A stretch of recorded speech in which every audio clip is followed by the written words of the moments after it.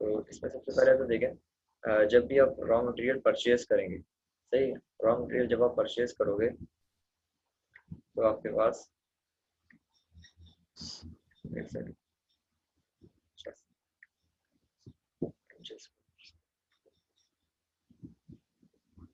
अच्छा, जिन्होंने कल क्लास देख लिया था उनके लिए तो आसानी होगी, क्योंकि मोस्टली स्टूडेंट आज न्यू है तो इसलिए मैं रिकॉल कर रहा हूँ। देखो भाई, सिंपल क्विकली इसको मैं समझा देता हूँ। रॉ मटेरियल जब आप परचेज करोगे तो उसकी एंट्री बुक करोगे अपने पास, रॉ मटेरियल डेबिट और अकाउंट्स पेबल क्रेडिट। अगर क्रेडिट में परचेज करा है, कैश करोगे तो कैश को क्रेडिट कर दोगे, ठीक है। फिर उसके बाद अगर आप रॉ मटेरियल रिटर्न कर देते हो सप्लायर को, तो अकाउंट्स पेबल डेबिट हो जाएगा, रॉ मटेरियल क्रेडिट हो जाएगा, ठीक है। ये तो कोई मुश्किल बात नहीं, ठीक है। अब आती है मुश्किल बात, मतलब ये यहाँ पर वर्क इन प्रोसेस वाली। देखो, जिस वक्त आप डायरेक्ट मटेरियल, मेरी बात को और से सुनना, जिस वक्त आप डायरेक्ट मटेरियल और इनडायरेक्ट मटेरियल का कॉन्सेप्ट मैं आप लोगों को पहले बता चुका हूँ, ठीक है। डायरेक्ट मटेरियल वो होता है जो कि फिजिकली प्रोडक्ट को देख के, यूनिट को देख के आइडेंटिफाई किया जा सकता है, और इनडायरेक्ट मटेरियल वो होता है जो कि फिजिकली यूनिट को देख के आइडेंटिफाई नहीं किया सकता, ट्रेस नहीं किया सकता, ठीक है। डायरेक्ट इनडायरेक्ट की बात हमारी पहले हो चुकी, सही।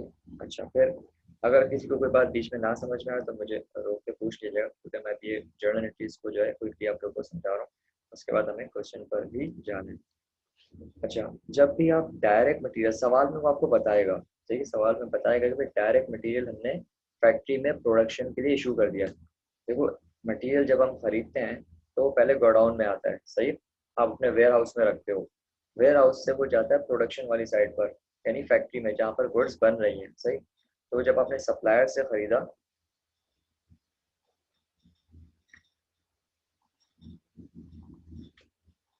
बहुत स्लो आ रही है। अच्छा, देख लेते हैं। अच्छा, अब मुझे बताइएगा आपको आवाज़ से कैसी आ रही है। आवाज़ सही आ रही है आप लोगों को मेरी? हेलो, आप लोग को आवाज़ मेरी सही आ रही है? ठीक है। अच्छा देखो, जब हम डायरेक्ट मटेरियल वेयर हाउस से, अपने यानी अपने गोडाउन से फैक्ट्री में इशू करते हैं, सही, यानी प्रोडक्शन की साइड पर लेके जाते हैं उसको, अपने मटेरियल को, डायरेक्ट मटेरियल को, तब हम एंट्री करते हैं वर्क इन प्रोसेस डेबिट और रॉ मटेरियल क्रेडिट, ठीक है। इसी तरीके से जब हम इनडायरेक्ट मटेरियल को मूव करवाएंगे कहाँ पर, प्रोडक्शन की साइड पर, फैक्ट्री की साइड पर, तो उस वक्त हम एंट्री कर देंगे अपने पास फैक्ट्री ओवरहेड डेबिट और रॉ मटेरियल क्रेडिट, ठीक है। यानी फैक्ट्री ओवरहेड को हिट करेंगे जब भी हम इनडायरेक्ट मटेरियल को फैक्ट्री में प्रोडक्शन की तरफ लेके जाएंगे, सही। उसके बाद डायरेक्ट लेबर, इस तरीके से डायरेक्ट लेबर और इनडायरेक्ट लेबर का भी यही सिचुएशन है। जब आप डायरेक्ट लेबर को अप्लाई करोगे प्रोडक्शन में, तो वर्क इन प्रोसेस लेबर और एक्रूड पेरोल क्रेडिट करोगे। इसी तरीके से अगर इनडायरेक्ट लेबर है तो फैक्ट्री ओवरहेड डेबिट करके एक्रूड पेरोल को क्या कर दोगे, क्रेडिट कर दोगे, सही। अच्छा, फिर इसके अलावा हमारे पास जो भी हमारे पास, आपने डायरेक्ट लेबर या इनडायरेक्ट लेबर की पेमेंट कर दी, मतलब सैलरी दे दी उनको, वेजेस आपने दे दी। अनस बेटा, आप अपने एंड पर देखो, यहाँ पर बाकी स्टूडेंट्स को आवाज़ आ रही है, सही। एक सेकंड, आप लोग थोड़ा सा वेट करिएगा, एक रिप्लाई कर दूँ।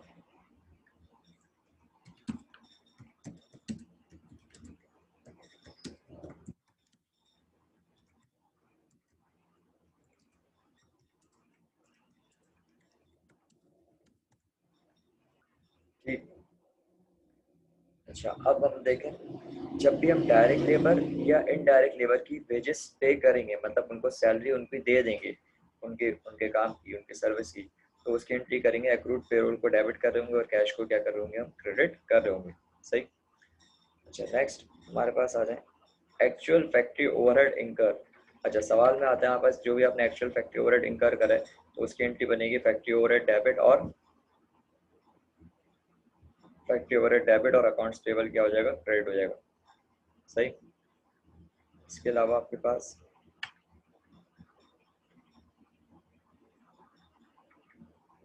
इसके अलावा आपके पास मुझे क्या बोल रहे हैं बेटा, आपको जो भी, एक सेकंड।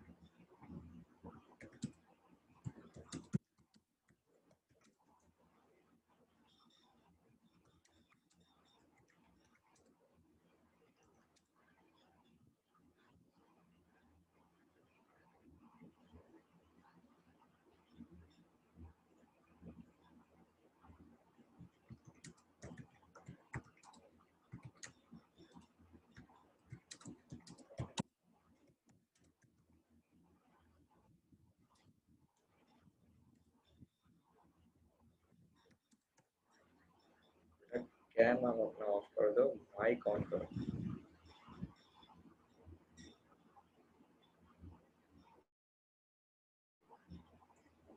ठीक है, अच्छा चलो, यहाँ तक सब तो आप लोग सबको क्लियर है? अभी तक मैंने जो जर्नल एंट्रीज आपको बताई, आप सबको क्लियर है? जी चलो ठीक है, ओके। अच्छा, इसके बाद हम आ जाए, देखो मैंने आपको बताया था फैक्ट्री ओवरहेड हमारी इनडायरेक्ट कॉस्ट होती है, और इनडायरेक्ट कॉस्ट हमें अपनी एस्टिमेट करनी पड़ती है, हम उसको इनडायरेक्ट कॉस्ट को हम ट्रेस नहीं कर सकते, सही? इनडायरेक्ट कॉस्ट को हम क्या नहीं कर सकते, ट्रेस नहीं कर सकते, तो हम क्या करते हैं, अपने पास एस्टिमेट बुक करते हैं। अभी तक आपने देखा जो प्रीवियस मैंने आपको जर्नल एंट्रीज दिखाई, उसमें वर्क इन प्रोसेस लेबर को जाते हुए देखा हमने, वर्क इन प्रोसेस मटेरियल को जाते हुए देखा, work in process factory overhead को नहीं देखा। तो work in process factory overhead हमारे पास अप्लाइड वाला हम लेके जाते हैं। अप्लाइड ये होता है हमारा एस्टिमेटेड, ठीक है, जो हमने एस्टिमेट किया होता है कि हमारा इतना फैक्ट्री ओवरहेड, इतनी इनडायरेक्ट कॉस्ट हमारी क्या हो रही होगी, इनकर हो रही होगी, सही?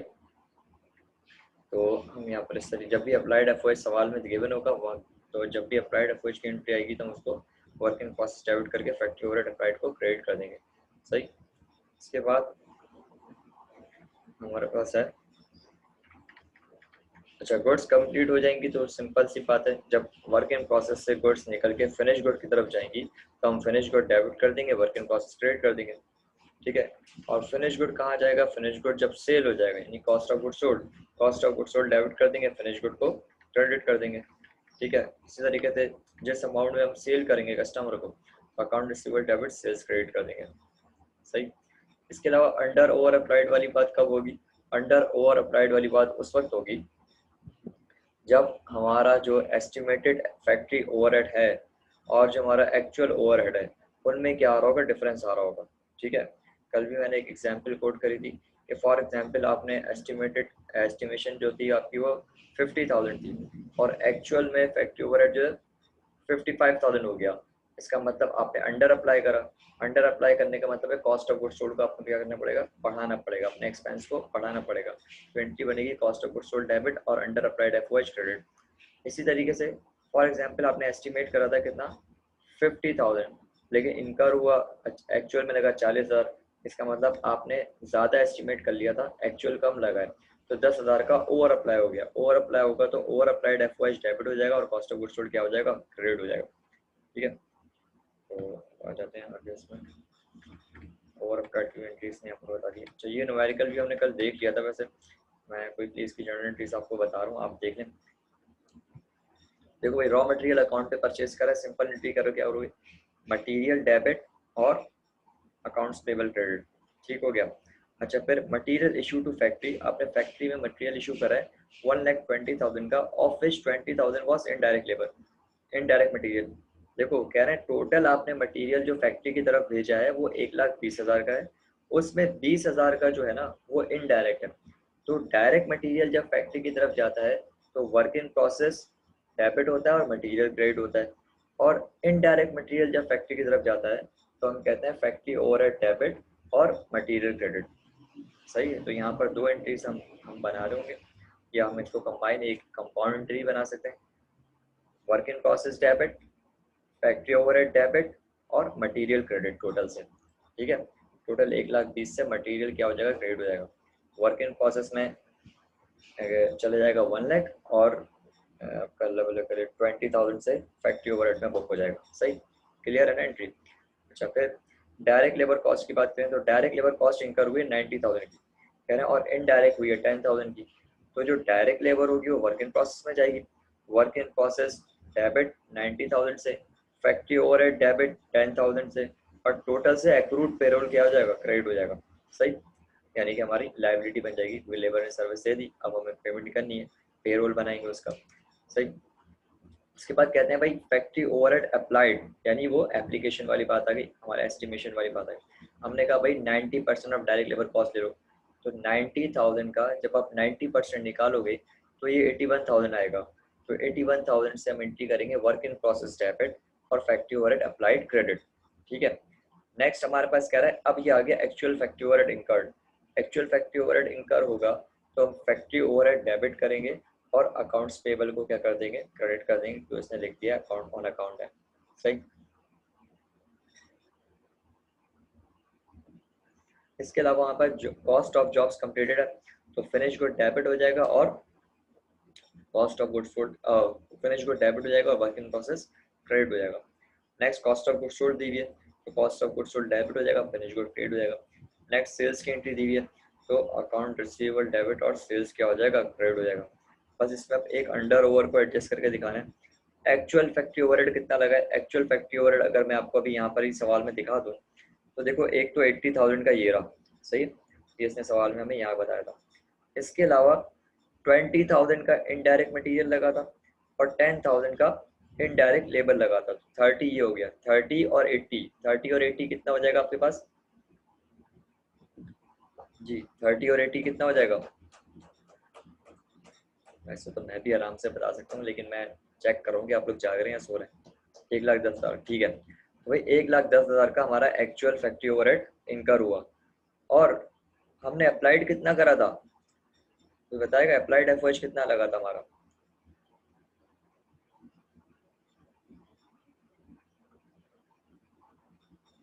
Ninety percent of direct labour,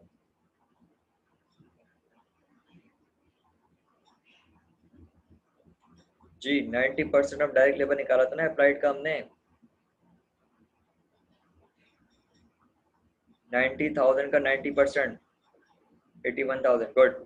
देखो 1,10,000 रुपए आपका एक्चुअल लगा है, एक्चुअल एफओएच फैक्ट्री ओवरहेड आपका लगा है 1,10,000 रुपए और आपने अप्लाई कितना करा था, आपने अपनी एस्टिमेशन कितनी लगाई थी 81,000। इसका मतलब आपने अंडर अप्लाई करा ना, आपने अंडर अप्लाई करा 29,000 से।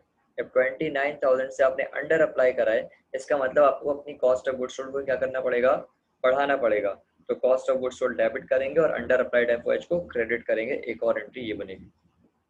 सही। अच्छा, बाद में वैसे तो अंडर ओवर की एक और एडजस्टिंग एंट्री हम बनाते हैं, तो मैं आपको बता दूँ कल के लेक्चर अगर आपने अटेंड करा तो उसमें देख लीजिएगा, कल का लेक्चर आप समझिएगा दोबारा से। अच्छा, जो मैंने अभी आपको कंप्लीट बताया ना, मेरी आवाज़ गायब हो गई। अच्छा, नेट का थोड़ा सा इशू आया है मेरे एंड से, अभी आवाज़ सही हो जाएगी थोड़ी सी। अच्छा, अब बताइए आवाज़ सही आ रही है मेरी आप लोगों को। जी, आवाज़ सही होगी। अप्लाइड एफओएस 72,000 होगा ना, नहीं 72,000 नहीं होगा, 81,000 होगा, क्योंकि 90,000 का आप 90% निकालोगे, 90,000 का, क्योंकि उसने बोला था ना डायरेक्ट लेबर की कॉस्ट का 90%, तो डायरेक्ट लेबर तो 90,000 है, डायरेक्ट लेबर कितना है 90,000। 90,000 का जब आप 90% निकालोगे तो 81,000 आएगा। ठीक है, आप दोबारा से कैलकुलेट कर लो, 90,000 को 90 से मल्टीप्लाई करें, 100 से डिवाइड कर दें, ठीक है, आ गया 81,000।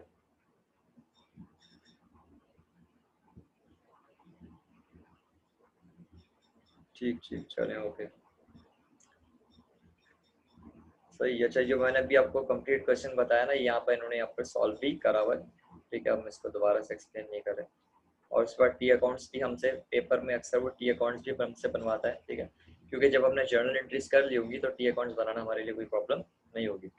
अच्छा, इसका एक और न्यूमेरिकल आज देख लेते हैं, क्योंकि ये तो हमने कल वाला ही न्यूमेरिकल देखा है, ठीक, आज हम इसका एक और न्यूमेरिकल देख लेते हैं, ये भी पास पेपर का ही आपका क्वेश्चन है।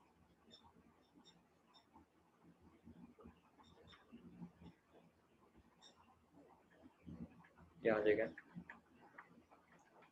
कह रहे हैं मोइज मैन्युफैक्चरिंग कंपनी। अच्छा, यहाँ पर जो क्वेश्चन है उसमें बता रहे हैं इन्वेंट्रीज के बैलेंसेस आपको पहले से बताए हुए हैं, ओपनिंग और एंडिंग बैलेंसेस आपको बताए हुए हैं पहले से, सही, मतलब कुछ कैलकुलेशन भी आपसे कंप्यूटेशन करवाएगा इस सवाल। अच्छा, कह रहे हैं voice manufacturing company uses job order costing system, ठीक है, the ledger account shows the following inventories. Material का बिगिनिंग एंडिंग मौजूद है, वर्क इन प्रोसेस का भी बिगिनिंग एंडिंग मौजूद है और फिनिश गुड का भी बिगिनिंग एंडिंग हमारे पास मौजूद है, सही। अच्छा, इसके अलावा जो जर्नल एंट्रीज परफॉर्म हुई है उसका डाटा मैं बता रहा है। मटेरियल परचेज हुआ, अच्छा कुछ जर्नल एंट्रीज को हम यहीं पर डिस्कस कर लेते हैं साथ साथ। भाई देखो, मटेरियल परचेज हुआ है, इसकी एंट्री बनेगी। अगर आप लोग माइक का इशू नहीं है तो मुझे क्विकली आप लोग अगर बता देंगे, रिस्पॉन्स आएगा आप लोगों का, तो मेरे लिए ज़्यादा सहूलत हो जाएगी, मतलब क्लियर हो जाएगा ना कि आप लोग की समझ में आ रहा है। सही, माइक ऑन करके मुझे आंसर्स इसके साथ साथ करते रहें। फर्स्ट में देखें, मटेरियल परचेज ऑन अकाउंट, क्या बनेगी इसकी journal entry? Raw material debit, accounts payable credit, good. अच्छा, material return to supplier, material return to supplier entry क्या बनेगी?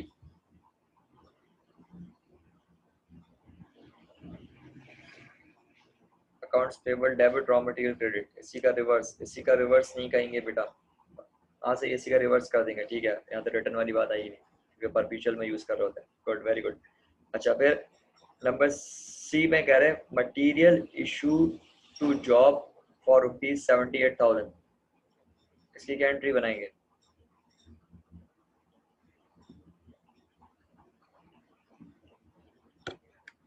$78,000 का मटेरियल आपने इशू कर दिया जॉब पर्पज से, मतलब फैक्ट्री में प्रोडक्शन के लिए आपने दे दिया। क्या समझ आता है इस बात से?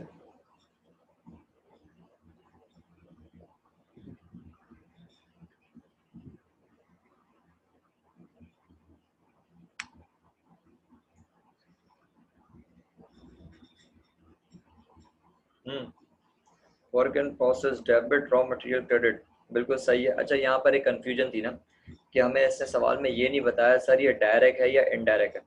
अच्छा, एक बात आप याद रखें, अगर वो सवाल में ये बात नहीं बता रहा, जी बोलें,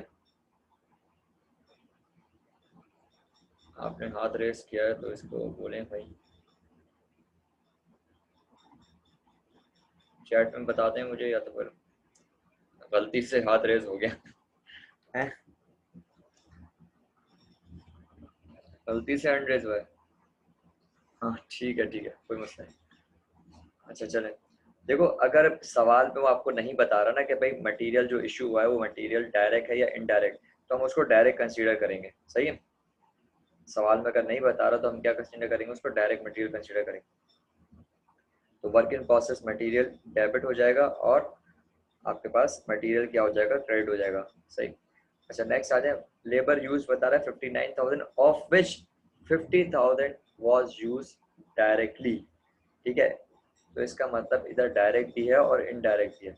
डायरेक्ट लेबर है 50,000 और इनडायरेक्ट लेबर है 9,000। जर्नल एंट्री बताइए इसकी।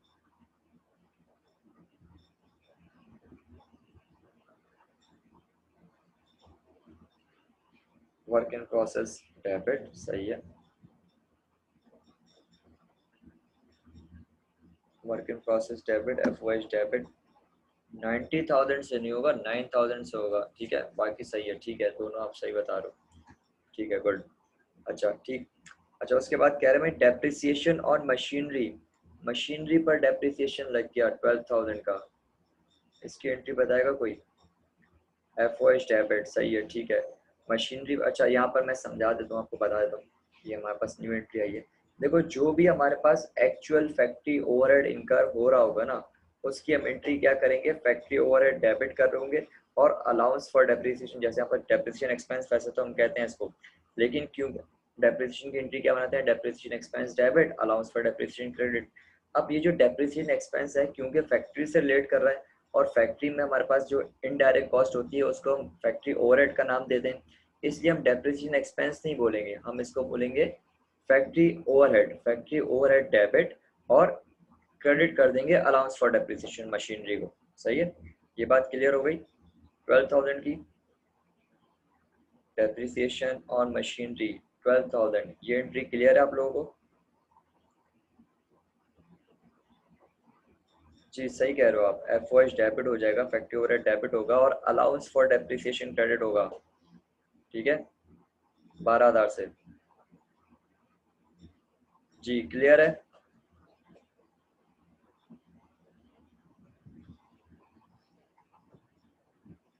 हेलो,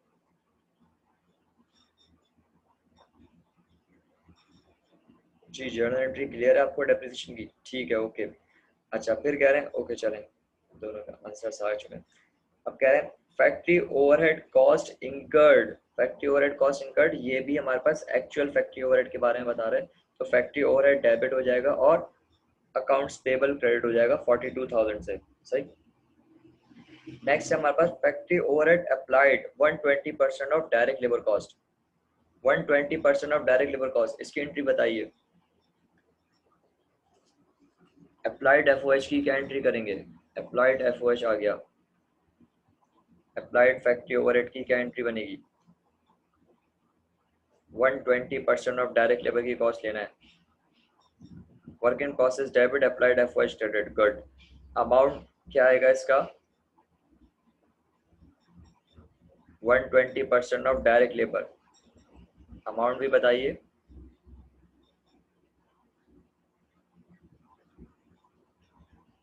60,000, सही है, ठीक है, गुड।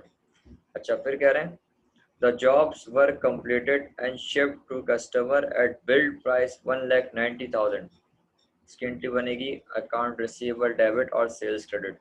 आसान एंट्री थी ना, इसलिए मैंने कहा मैं ही बता देता हूँ, सही है, ठीक। अच्छा देखें, अभी तक तो जो स्ट्रेट एंट्रीज थी हमने आपको सामने बता दी और आप लोगों ने बताई, सर गुड, वेरी गुड, सही है। देखो एग्जाम में क्वेश्चन ना आसान ही आता है, पेपर कॉस्ट अकाउंटिंग का हो या एडवांस अकाउंटिंग हो, मतलब अकाउंटिंग के पेपर्स की बात कर रहा हूँ, थ्योरी के नॉर्मली बीकॉम में पेपर्स जो रुकता है वो थ्योरी के पेपर्स जो है वो रुक रहे होते हैं। मेरे नहीं ख्याल अकाउंटिंग का और स्टैट्स का पेपर या रुकना भी चाहिए स्टूडेंट्स का, बिल्कुल स्ट्रेट 20 मार्क्स के क्वेश्चन आ रहे होते हैं और मतलब फिक्स एरियाज हैं वहाँ पर, वो 4-5 टॉपिक अगर हम कर लें बहुत अच्छे से तो पेपर हमारे बहुत अच्छा हो जाता है और मार्क्स भी अच्छे आ जाते हैं। जैसे हमने मैन्युफैक्चरिंग का टॉपिक करा था, सही, तो 20 मार्क्स का क्वेश्चन उससे आता है भाई, आप पास पेपर के क्वेश्चन सॉल्व करो, ठीक है, पास पेपर के क्वेश्चन जो हैं वो आपको सॉल्व करने पड़ेंगे, सही। तो आप पास पेपर क्वेश्चन सॉल्व करोगे तो कॉन्फिडेंस आएगा आपको सवाल सॉल्व करने का, डिफरेंट वैरायटी आपको मिलेगी, ठीक है। और अगर कोई प्रॉब्लम है तो आप उससे पूछ सकते हैं, ठीक है। बात वही है कि सारे हम यहाँ पर डिस्कस नहीं कर सकते, तो ये इसके लिए ही कि आप क्या करें, प्रैक्टिस करें और कोई प्रॉब्लम आए तो उसको पूछ लें। अच्छा सवाल का रिक्वायर्ड ये था भाई, जर्नल एंट्रीज देनी और टी अकाउंट बनाने, रॉ मटेरियल का, वर्क इन प्रोसेस का और फिनिश गुड का, जो इसने ओपनिंग एंडिंग बैलेंसेस दिए हुए ना, उन्हीं के इसने आपसे क्या कर दिया और क्या बना दो, टी अकाउंट्स ही बना के दिखा दो, सही। अच्छा इसके अलावा, अच्छा टी अकाउंट जब इसके बनाएंगे तो आपको हो सकता है शायद प्रॉब्लम है सर,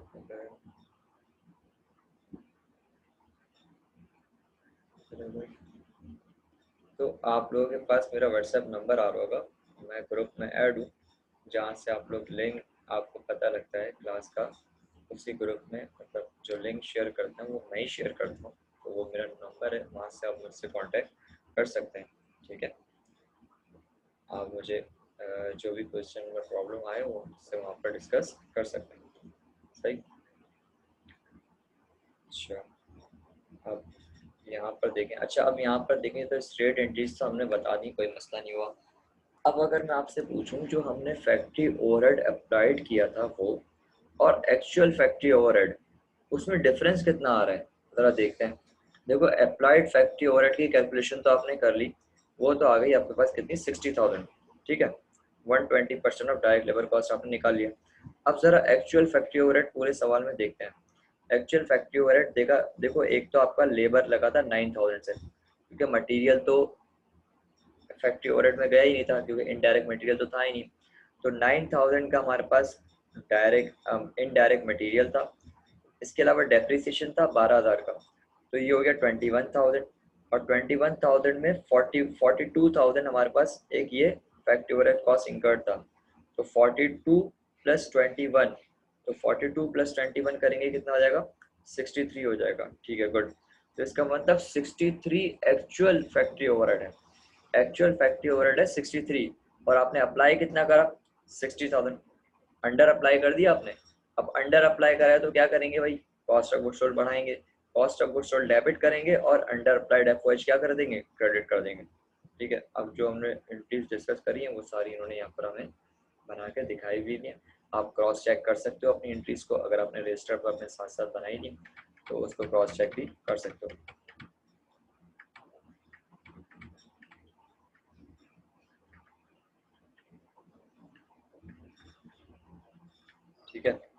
उसके बाद उन्होंने रॉ मटेरियल का टी अकाउंट बना के दिया हुआ है। देखो रॉ मटेरियल का बिगिनिंग बैलेंस और एंडिंग बैलेंस सवाल में ऑलरेडी गिवन था, सही।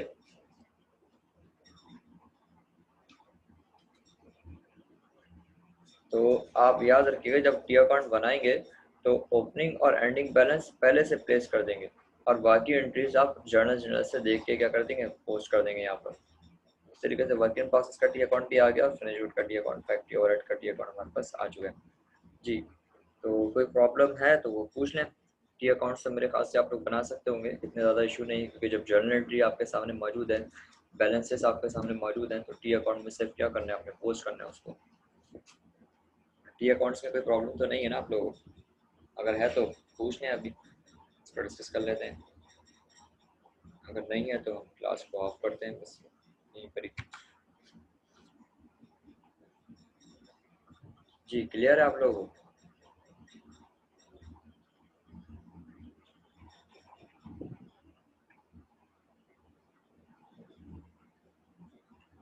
चलो ठीक है, सही।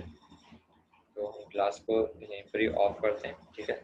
और ये कि आप लोग इस, देखो जॉब ऑर्डर कॉस्टिंग का टॉपिक भी पहले होता था कि रेगुलर बेसिस पे नहीं आ रहा होता था, लेकिन अब जॉब ऑर्डर का टॉपिक भी तकरीबन रेगुलर बेसिस पे आ रहा है एग्जाम में। मतलब अगर हम देखें लास्ट 10 ईयर के एग्जाम पे पास पेपर्स देखेंगे तो उसमें 8 to 7 टाइम्स हमें जॉब ऑर्डर का सवाल जो है वो मिल रहा होगा, सही। इसके बाद जो हम टॉपिक करेंगे वो प्रोसेस कॉस्टिंग का होगा।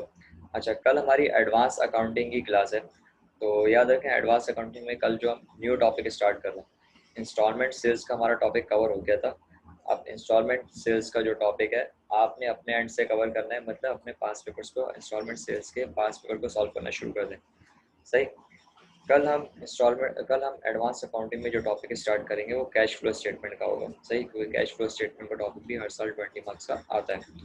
तो हम कल कैश फ्लो स्टेटमेंट करेंगे वहाँ पर और इसको देखेंगे। इस तरीके से मेरी कोशिश यही है कि जो क्वेश्चंस रेगुलर बेसिस पर आते हैं एग्जाम में उनको पहले कवर करा दिया जाए, मतलब 60-80 मार्क्स, यानी 3-4 सवाल तो वो कर लिए जाएं जो कि हर साल 20 मार्क्स के आते हैं। उसके बाद शॉर्ट क्वेश्चंस की तरफ जाया जाए, फिर 2-3 शॉर्ट क्वेश्चन कर लिए जाएं, तो हमारा तकरीबन 80 to 100 मार्क्स का पेपर कवर हो जाएगा, ठीक है। अगर हम पूरा होल सिलेबस कवर नहीं भी करते तो इस तरीके से 3-4 टॉपिक्स वो कर लो जो कि रेगुलर बेसिस पर आते हैं, उसके अलावा कुछ शॉर्ट टॉपिक्स हैं उनको कर लो, सही। तो आपका आराम से 100 मार्क्स का पेपर जो है वो टाइम हो जाता है। और जो बीकॉम के हवाले से, चेकिंग के हवाले से, पेपर में चेकिंग सही नहीं होती, ऐसा होता है वैसा होता है, इस सब बातों को अपने दिमाग से निकाल दें, ठीक है। ऐसा कुछ भी नहीं होता, कोई आपके साथ गलत नहीं करेगा। अगर आपने सही करा तो उसके पूरे मार्क्स आपको मिल जाएंगे, ठीक है। तो साथ साथ दुआ भी करते रहें और प्रिपरेशन भी करते हैं, ठीक है। चलो क्लास को ऑफ करते हैं, अल्लाह हाफिज़।